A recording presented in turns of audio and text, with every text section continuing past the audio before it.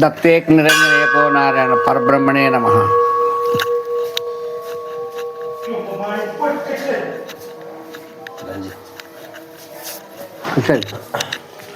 దత్తేక్ నిరంజన ఏకో నారాయణ పరబ్రహ్మణే నమః.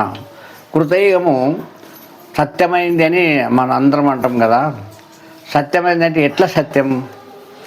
సత్యమైన దాన్ని మనం అందరూ తెలుసుకోవాలి. ఒక సత్యం అంటే ఏంది? సత్యాన్ని రక్షించుకోవాలి. సత్యం అనేది శాశ్వతమైంది, అసత్యమైనది అశాశ్వతమైంది అని సత్యాన్ని మనం కోరుకుంటాం. సత్యం కావాలి అని అందరికి కూడా సత్యం చెప్పంటారు.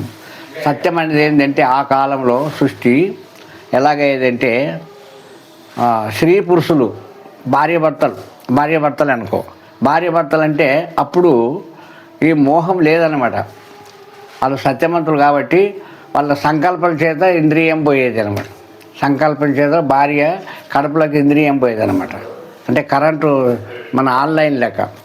అయితే అట్లా ఏమైంది? అప్పుడు కాలంలో కృతయుగ కాలం అంతా కూడా ధర్మమైంది. అంటే అప్పుడు భార్యాభర్తలు అనేది పెళ్లి చేసుకున్నాక వాళ్ళు ఏదైతే దృష్టిలో భార్య మీద దృష్టి పెడితే, భర్త మీద ఆమె దృష్టి పెడితే ఆ దృష్టిల మీదనే ఆన్లైన్లో ఇంద్రియం వెళ్ళిపోయేది. ఇంద్రియం వెళ్ళిపోయి గర్భిణి అయి పుట్టింది అనమాట. ఆ కృతయుగంలో గర్భిణి అయి పుట్టింది. ఆయన గర్భిణి అయి పుట్టినాక మళ్ళీ ఏమైందంటే త్రితయుగం వచ్చింది. త్రితయుగంలో ఎట్లా పుట్టినరు? అప్పుడు ఎట్లా పుట్టిందంటే అప్పుడు భార్యాభర్తలు దగ్గరుండి ఒకరికొకరు ముఖం సూపు కలుపుకుంటే పుట్టింది అనమాట. ఆ సూపులకి వెళ్ళి ఇంద్రియం పోయేది. సూపు భార్యాభర్త సూపు నిలబడి సూపు కలుపుకుంటేనే ఇంద్రియం పోయి అప్పుడు జనం పుట్టిండ్రు అనమాట. పుట్టుకోకుండానే సూపు కలుపుకుంటేనే పుట్టిండ్రు.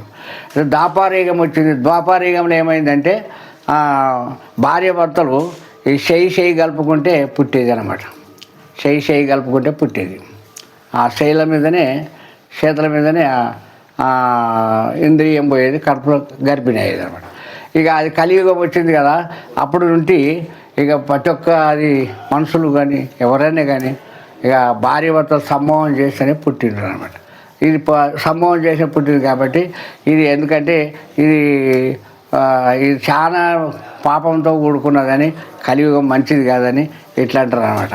అంటే ఇప్పుడు అంత శక్తి లేదు కాబట్టి, ఇట్లా ముట్టుకుంటే పిల్లల శక్తి లేదు కాబట్టి ఇప్పుడు వాళ్ళు భార్యాభర్తలు కలెక్షన్ అయితేనే పుడుతున్నారు. అంటే దీని కలెక్షన్ అవ్వడం చేత ఇది కలియుగం పనికిరాంది అని అర్థం. వాళ్ళు సత్యవంతులు అంటే 3 యుగాల్లో ఇట్లా జరిగింది. సద్గురు మహారాజ్కి జై.